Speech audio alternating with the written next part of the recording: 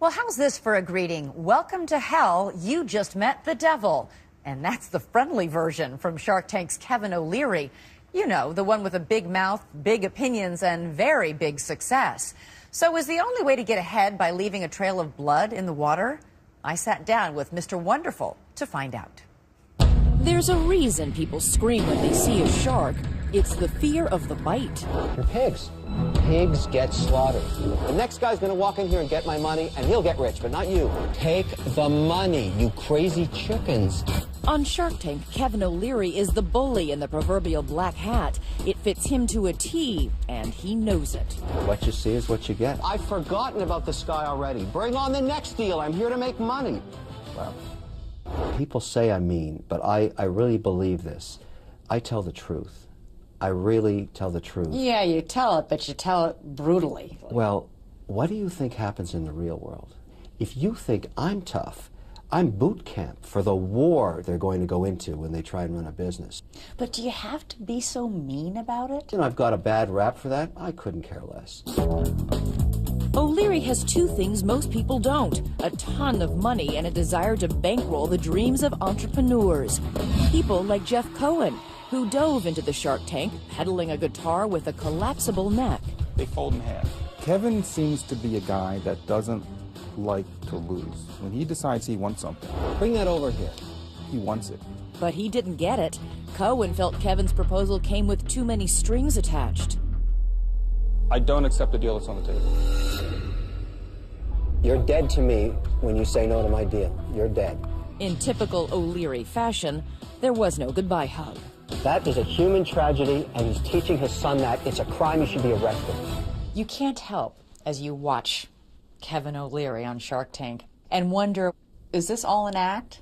This bullying? It's not an act, and I think of myself as the merchant of truth. I really do. Outside the tank, the 58-year-old is the man behind O'Leary Funds, a billion-dollar mutual fund company. Morning, guys. Do you treat your employees and speak to your employees the way you treat the contestants on Shark Tank? Yes, sometimes. Really? Yeah. For me, business is war. I want to take prisoners. I want to destroy my enemies, my competitors. Don't ever walk in front of me unprepared. Don't ever get in front of me without your numbers. Never bring up a half-baked proposition and waste my time. But that Caesarean leadership style rubs some people the wrong way. There's even a word for it. O'Leary says it's okay if you don't like a CEO or the decisions he or she makes, because they are not here to please you. Respect and trust are the backbone of a business, not likability. Every bully has a bully, and O'Leary met his years ago. I worked for Steve Jobs, and if you think I'm tough, you should have met him. Really? Oh, my goodness. He berated me in a boardroom once in front of my own employees. He was vicious. Like worse than you on Shark Tank? I am a nothing burger compared to what he was. But the roots of O'Leary's management style run deeper, back to childhood memories of his father, a failed salesman. He died when he was 37 years old. 37? Of what? A broke alcoholic, alone in an apartment. That's what happened to him. Before his father died, O'Leary says his parents were in a dysfunctional marriage. So much so, his mother took him and his brother and fled to Europe. Only 7 years old at the time, O'Leary remembers it like it was yesterday. I remember being in Oslo one night, and she completely broke down. I mean, just because she was running out of money. She was in total fear. I could sense it.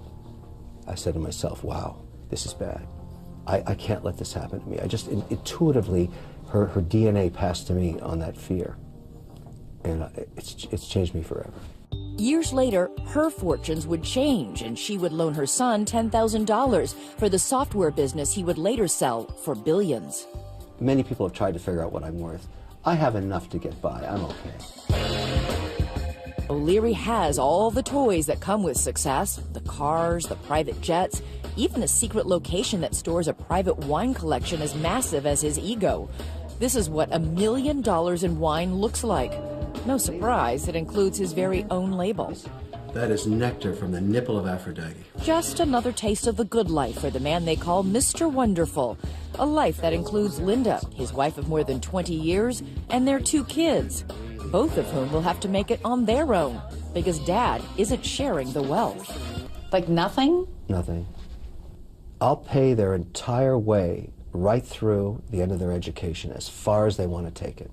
But when that's over, it's over. And good luck.